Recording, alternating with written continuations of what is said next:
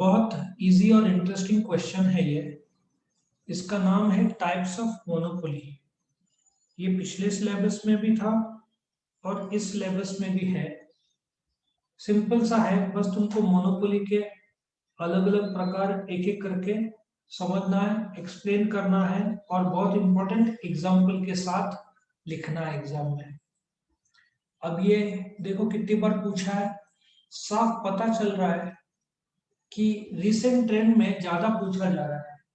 जो पिछला बैच पुराना सिलेबस वाला बैच है उनको तो लगभग पूछते ही नहीं थे, बट नए सिलेबस में इसका इम्पोर्टेंस काफी बड़ा है। Types of monopoly. तो हम क्या करेंगे, अभी टाइप्स ऑफ मोनोपोली एक एक करके सीखेंगे। 10 प्रकार है मोनोपोली के। बस तुमको हर एक का कंसेप्ट और एग्जांपल समझा तो आराम से तुम लिख पाओगे। तुम्हारे सामने 10 टाइप्स ऑफ मोनोपोली आ रहा है, मैं एक एक करके एक्सप्लेन करूंगा। पहला जो वैरायटी है वो नेचुरल मोनोपोली का है। सबसे बेस्ट एग्जांपल नासिक में जो ग्रेप्स का मोनोपोली है, नासिक के पास।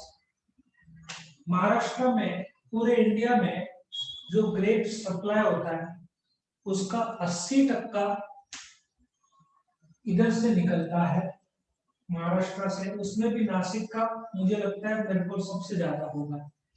मैं तुमको एक एग्जांपल देता हूँ। क्या तुमने आम का मैक्सिमम कीमत कितना है मैंगोज का, कोई आइडिया? आम का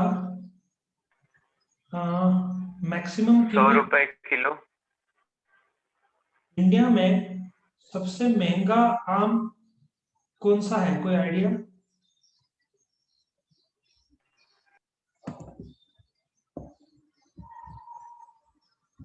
कोई आइडिया है हापुस। हापुस। कि कितने का आता है हापुस? हाँ, पता नहीं सर। एक कॉमेडी बताता पता हूँ, नहीं। तुमको विश्वास नहीं होगा। सब लोग सुन रहे हैं, सब लोग। ये सर। एक कॉमेडी, तुमको विश्वास नहीं होगा। एक मध्य प्रदेश में मुझे लगता है एक जगह है जबलपुर, वहां पे एक वैरायटी ऑफ आम है मियाजाकी करके। मियाजाकी, बोलो कितना रुपए किलो बेचते हैं, बोलो एक अंदाजा लगाओ। एक अंदाजा लगाओ कि कितना रुपया किलो। 500-600 किलो। 2,70,000 रुपया किलो है। 2,70,000 रुपया। पहले तो मुझे भी विश्वास नहीं हुआ, मुझे लगा फेंक रहे हैं। जब पता चला कि वो 2,70,000 रुपए का है, दो पेड़ है जिसमें जैपनीज टाइप ऑफ मैंगो है। और कॉमेडी है, उस मालिक का पिछले साल चोरी हो गया था। इस साल जो मालिक है उस पेड़ का, जो आजू बाजू दीवार बहुत बड़े, 7 जर्मन शेफर्ड और 3 अलग कुत्ते और 3 बोलते ना सिक्योरिटी गार्ड्स। तुम ऐसा सोचो, पेड़ के नीचे दिन भर दिन रात एक सिक्योरिटी गार्ड बैठा रहता है। मतलब टोटल उसके कुछ 5 सिक्योरिटी गार्ड्स है और 10 से 12 जो कुत्ते हैं। और ये सबसे कॉस्टलीस्ट माना जाता है। और एक एक मैंगो 350 ग्राम का रहता है। और बाकी से इसका शुगर कंटेंट 15% ज्यादा रहता है। कुछ मैंगोज कैन बी 900 ग्राम जितना तक। ये Japanese city of Miyazaki, world में बहुत कम जगह पे आम उगता है। तो मुझे लगता है इंडिया में सिर्फ मध्य प्रदेश का जो जबलपुर एरिया है जिसने लगाया था ये फार्म, वो उसको पूरा सिक्योर करना पड़ता है पेड़ को। मतलब बड़े बड़े दीवारें, 9-10 जर्मन शेफर्ड कुत्ते, 7 जर्मन शेफर्ड, 3 दूसरे कुत्ते, 3 से 5 सिक्योरिटी गार्ड लगाना पड़ता है ताकि कोई पेड़ से आम चोरी ना करे। सोचो ना, पेड़ के बाजू में उसने एक आदमी को लगाया है कि वही तो सिर्फ पेड़ की रखवाली कोई आग ना तोड़े। तो ये हालत है। उनको नेचुरल मोनोपोली है मियाजाकी मैंगोज का। अब सब जगह उगने लगे तो रेट तो धरती से गिर जाएगा, बिकॉज कहीं और उगता नहीं है। मध्य प्रदेश को ये मियाजाकी मैंगोज जो है, तुम नेट में देखना, 2,70,000 रुपए का मैंगो 1 किलो का बिका है। ये नेचुरल मोनोपोली का एग्जांपल था। चाय का भी एक कॉफी कॉफी कितना रुपया महंगा बिकता है पता है? 20,000 रुपए किलो वाली भी कॉफी है। सो ऐसे यूनिक चीजें वर्ल्ड में बहुत सारे हैं।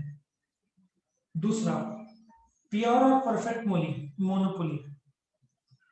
प्योर और परफेक्ट मोनोपोली ऐसा है जहां पे एब्सोल्युटली कंपटीशन नहीं है, पूरे तरीके से कंपटीशन एब्सेंट है। उसका एक एग्जांपल मैं देता हूं। पूना में एक कंपनी में मैं इसके लिए गया था, कॉर्पोरेट ट्रेनिंग देने के लिए, मैं और एक और जन था। तो उन्होंने जब मुझे फैक्ट्री दिखाया तो उसमें, तुमने महिंद्रा गाड़ी के चैसी पता है, गाड़ी जिसमें सब बॉडी को फिट करते हैं, चैसी गाड़ी का सुना है? चैसी सुना है? नहीं सुना है? नहीं सुना है तो मैं तुमको चैसी बताता हूँ फोटो, तब तुमको अंदाज आएगा।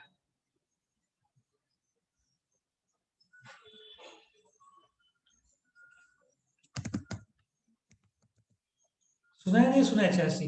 ये देखो, ये चैसी दिख रहा है तुमको? ये जो है ना चैसी जो लगाते हैं, ये दिख रहा है स्टील का जो है चैसी, दिख रहा है? ये सब नो, हाँ या ना बोलो। यस। तो ये जो बनाते हैं तो उसको जंग ना लगे इसलिए केमिकल में डुबाते हैं। मतलब ऐसा सोचो ना, एक स्विमिंग पूल जैसा है छोटा सा, चैसी उसके ऊपर आता है, उसको पूरा डिप करते हैं और फिर लिफ्ट करते हैं। वो केमिकल वर्ल्ड में उससे बड़ा एक ही कंपनी बनाता है, उस कंपनी का नाम है हेंकेल। वही केमिकल बनाता है। परफेक्ट मोनोपोली उसके ऊपर, दूसरा कोई कॉम्पिटिटर है ही नहीं। फिर उससे उधर से निकाल के फिर पानी जो कि मिनरल वाटर से भी प्यार होता है उसमें डुबाते हैं और फिर एक भट्टी में डालते हैं और वो 270 डिग्री में कुछ तो उसको भट्टी में रखते हैं कुछ घंटे। खैर वो तो आगे का था।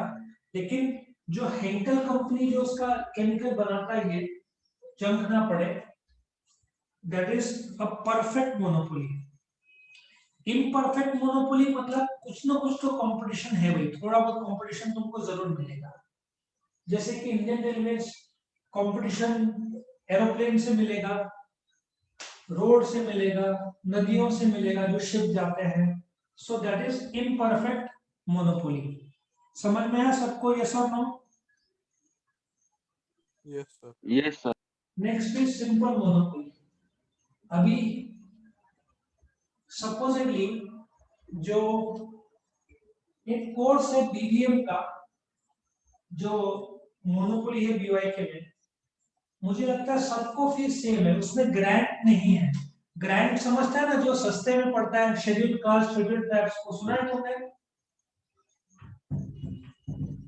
सुना है तुमने schedule caste schedule tribes? Yes sir. तो उसमें कुछ लोग को सस्ता पड़ता है। तो ये जो है बीबीएम में, जहां तक मेरा नॉलेज है, वो गवर्नमेंट का ग्रांट नहीं है। तो उसमें जो फीस है 24,000, सबको 24,000 ही भरना है, किसी को सस्ता नहीं मिलना है। सो सिंपल मोनोपोली भाई, कोई भी आए, शेड्यूल कास्ट का लड़का, शेड्यूल ट्राइब्स का, अमीर गरीब, सबको एक ही फीस, नो चेंज। उसको हम सिंपल मोनोपोली बोलते हैं। और डिस्क्रिमिनेटिंग मोनोपोली मतलब नेक्स्ट पॉइंट जो है मैंने बताया था, इंडियन रेलवेज सेम ट्रिप के लिए फर्स्ट क्लास का अमीरों से अलग, ठीक है, सेकंड क्लास कम चार्ज गरीबों के लिए, हैंडीकैप को 50% डिस्काउंट, बॉम्बे में मैंने सुना है स्टूडेंट्स को फ्री है, फिर कुछ दिल्ली में शायद लड़कियों को फ्री ट्रांसपोर्ट है, मंथली पास वालों को अलग रेट, टिकट वालों को अलग rate, 2 tier AC, 3 tier AC, AC chair का। मतलब डिस्क्रिमिनेटिंग मोनोपोली मतलब सेम प्रोडक्ट बट अलग अलग कीमतें हैं। कॉलेज में भी तो होता है, जो शेड्यूल कास्ट शेड्यूल ट्राइब को फीस रहता है वो बहुत कम रहता है, जहाँ फीस 50,000 देगा पेइंग वाले को ओपन कैटेगरी, वो शेड्यूल कास्ट वाले को, तुम में से किसी को एग्जाम अनुभव भी आया होगा, 5-6 हजार ही लगा होगा, 8,000 लगा होगा। सो इसको बोलते हैं डिस्क्रिमिनेटिंग मोनोपोली। ठीक है, next legal monopoly. Legal monopoly का बेस्ट एग्जांपल मैं दूंगा, वो है बजाज पल्सर ने twin spark plug technology develop किया था आज से 15-20 साल पहले, और उसका पेटेंट करवाया था। फिर टीवीएस ने क्या किया, टीवीएस ने वही ट्विन स्पार्क टेक्नोलॉजी अपने गाड़ियों में लगाना शुरू किया। बजाज कोर्ट में चला गया और टीवीएस का भी बिजनेस बहुत अच्छा चल रहा था तभी। सडनली कोर्ट ने बोल दिया कि बजाज का पेटेंट बजाज का ये टीवीएस ने चोरी किया है। तो टीवीएस को, जिसमें ट्विन स्पार्क प्लग जो सक्सेसफुल गाड़ी था, उसका मैन्युफैक्चरिंग पे रोक लगा दिया था। तो इसलिए उनका बाइक का जो टीवीएस के बाइक्स अपाचे छोड़कर इतना ब्रांड नहीं रहा। उस समय टीवीएस वेक्टर या ऐसे कोई तो था जो अच्छा ब्रांड था, लेकिन पूरा ब्रांड बर्बाद हो गया। उसी प्रकार से एप्पल और सैमसंग के बीच में अमेरिका में कोर्ट केसेस चलते रहते हैं। मतलब एप्पल ने कोर्ट केस किया था सैमसंग पर कि उनका स्क्रीन का है तो कोई तो पैनल है जो सैमसंग ने आइडिया चुराया था। सो अमेरिकन कोर्ट ने एप्पल के सपोर्ट में फैसला दिया था, लेकिन फिर सैमसंग ने आई थिंक सुप्रीम कोर्ट तक चले गए थे, जहाँ पे फैसला 5,000 करोड़ का फाइन कैंसिल हुआ था। सो बोलने का तात्पर्य है, लीगल मोनोपोली तुम्हारे पास तुम्हारे प्रोडक्ट का डिजाइन से मिलता है। अभी आईफोन 13 जो है वो दूसरे लोग कॉपी ना करें, इसलिए लोग उसको पेटेंट करवाते हैं। तो तुमको लीगल मोनोपोली मिल जाता है कि भाई तुम अकेले बना सकते हो, दूसरा कोई नहीं। सबको समझ में आया ये? सबको समझ में आया? लीगल मोनोपोली इसको बोलते हैं। टेक्नोलॉजिकल मोनोपोली भी सिमिलर प्लेटफॉर्म पे ही है। तुम्हारा जो टेक्नोलॉजी है थोड़ा सुपीरियर है। अभी तुमको एक एग्जांपल देता हूँ। जहां तक मेरा नॉलेज है, जो एयरबैग्स है ना गाड़ी के, एयरबैग सुना है ना तुमने? एयरबैग्स, मुझे लग रहा है एयरबैग्स वॉक्सवैगन ने शायद इन्वेंट किया था 1950-60 के आसपास। पूरे तरीके से टेक्नोलॉजिकल मोनोपोली उनके पास था, लेकिन पब्लिक को, कॉम्पिटिटर्स को, पब्लिक को फायदा हो, क्योंकि एयरबैग्स नहीं रहा तो कितने लोग मरे हैं।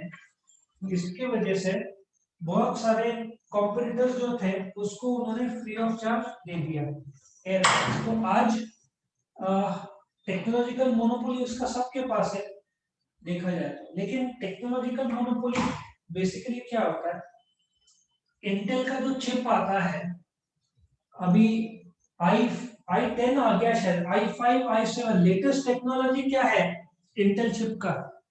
आई कौन सा चल रहा है? i5 i7 i9 कौन सा चल रहा है, कोई बता सकता है? यस, किसी को कोई आइडिया? मतलब हर टेक्नोलॉजी जो चिप है i7 i9 का, वो पिछले से फास्ट प्रोसेस करता है, तो वो इंटेल के पास मोनोपोली है, दूसरे लोग कॉपी नहीं कर सकते, तो उसका पूरे तरीके से उसको फायदा मिलता है। आईपैड ले लो, आईफोन में जो अंदर जो मोनोपोली उनके पास है, तो उसका फायदा बहुत है उनको। तो टेक्नोलॉजिकल मोनोपोली मुझे लगता है जो फास्ट चार्जिंग में मेन वन प्लस का चार्जिंग काफी फास्ट है, और सैमसंग ने भी ऐसा कुछ डेवलप किया है। लेकिन इनके जो चार्जर्स है, ये लोग इसको भी टेक्नोलॉजी के तौर पर कर सकते हैं पेटेंट। सो फास्ट चार्जिंग में आई थिंक वन प्लस और सैमसंग बहुत फेमस है। आईफोन तो बहुत टाइम और बार बार बैटरी डाउन होती है, ठीक है, उसको टेक्नोलॉजिकल मोनोपोली बोलते हैं। वॉलंटरी मोनोपोली मैंने तुमको बताया था कि जब aeroplane service providers, air India, air Asia, सबने मिलकर क्या कर दिया, प्राइस बोल दिया कम से कम 4,000 रुपया टिकट का, तो बाकी कस्टमर क्या कर पाएंगे? तो कार्टेल मैंने बनाया था ना, ओलिगोपोली मिलकर बनाते हैं, तो ऐसा बदमाशी किया तो वो एक प्रकार का वॉलंटरी मोनोपोली बन जाता है, क्योंकि बाकी लोग को मौका ही नहीं मिलता फाइट करने के लिए। कस्टमर तो फंस गए ना, सब सेलर ने। सॉफ्ट ड्रिंक में भी ऐसा होता था कि सबने दाम बढ़ा दिया, 20 का 25 कर दिया, 200 मिलीलीटर का सबने एक साथ। तो कस्टमर क्या कर पाएगा, उसकी मजबूरी है, उसको लेना ही पड़ेगा। तो ऐसे जब मिलकर ये लोग प्राइस तय करते हैं, उसको कार्टेल बोलते हैं। ओपेक करके एक देश है जो पेट्रोल के प्रोडक्ट्स, बहुत सारे कंट्री से मिलकर एक समूह बना है ओपेक। लेकिन ओपेक का ताकत इसलिए कम हो गया कि रशिया अमेरिका से भी पेट्रोल आता है, और ओपेक में छोड़कर जो दूसरे देश है, अभी ईरान भी आ रहा है जो मुझे लगता है ओपेक का हिस्सा नहीं है, वो भी क्रूड ऑयल सप्लाई करता है पेट्रोल के लिए। तो ओपेक का ताकत कम हो जाता है, वरना सब पेट्रोल सप्लाई करने वाला वर्ल्ड में अकेला संस्था रहा तो मनमानी रेट लगा सकता है। अभी इंटेल के चिप्स तुम देखो, i5 i7 5-5 हजार रुपए का फर्क पड़ता है। तुमको i5 i7 और i9 के चिप, उसमें भी generation first generation 10th generation जो चिप्स के आते हैं, तुमको i5 लेना है तो लैपटॉप पड़ेगा 70 से 80 हजार रुपया। i7 लेना है तो वही लैपटॉप 80 का बन जाएगा, 1995 का। और आई लेटेस्ट मॉडल लेना है तो कम से कम 1,15,000 का। सो चिप्स इतने महंगे, हर जनरेशन नया इतना कॉस्ट कर देता है। सो यही कारण है कि मिलकर, अब एक अच्छा है कि वॉलंटरी मोनोपोली इसमें नहीं बैठेगा, क्योंकि इसमें अकेला इंटेल है तो कार्टेल नहीं बनता, वो अकेला प्राइस, उस टेक्नोलॉजिकल मोनोपोली का एग्जांपल ज्यादा करेक्ट है। सो वॉलंटरी मोनोपोली कुछ लोग मिलकर जब प्राइस तय कर देते हैं और ज्यादा रखते हैं, बाकी की मजबूरी है। भाजी मार्केट में सबने सोचा कि चलो गवार की भाजी 20 रुपए किलो ही बेचेंगे, उससे कम 1 रुपया नहीं। तो फिर तुमको, तुम्हारे पास कोई ऑप्शन नहीं रह जाता, वो उन लोगों ने कार्टेल बना लिया। करेक्ट। पब्लिक मोनोपोली, जो गवर्नमेंट के पास मोनोपोली है, जैसे कि इंडियन रेलवेज ले लो। इंडियन रेलवेज के पास ट्रेन का मोनोपोली है, हालांकि अभी न्यूज आ रहा है कि उस कुछ एरियाज का प्राइवेटाइज करने की बात चल रही है, अभी तक किया नहीं, पर सुनने में आता है। ठीक है। सो जो पब्लिक मोनोपोली, वो मोनोपोली जो गवर्नमेंट के पास है। प्राइवेट मोनोपोली जो प्राइवेट सेक्टर के पास है। उसमें मैं एक एग्जांपल बताऊंगा जो इंडिया में लगभग मोनोपोली स्टेटस में है। तुमसे नाम पूछूंगा, पहले मैं एग्जांपल देता हूँ, कंपनी का नाम नहीं लूंगा। तुमने बारदान सुना है, जूट के बैग्स आते हैं जिसमें गेहूं चावल रखते हैं, सुना है? उसको हिंदी में बारदान बोलते हैं, सुना है सबने? यस पोता, पोता जिसको बोलते हैं। लेकिन आजकल पोता 50 रुपीज के आसपास मिलता है। लेकिन आजकल देखो, थोड़ा सा प्लास्टिक टाइप एक बैग आता है जिसमें से गेहूं रखते हैं, बारदान की जगह थोड़ा प्लास्टिक टाइप बैग देखा है तुमने? सफेद रंग का बैग आता है, उसमें डालते हैं आजकल। Yes sir. वो यस 15-20। इंडिया में एक कंपनी है जिसके पास 85 to 90% कब्जा है उसका, लगभग मोनोपोली स्टेटस में है। वो कौन है? वो मैंने बताया भी था, 11th स्टैंडर्ड में भी शायद बताया होगा। कौन है वो कंपनी जिस जो लगभग सारे बैग्स वही बन रहे हैं लगभग? सुना है नाम तुमने?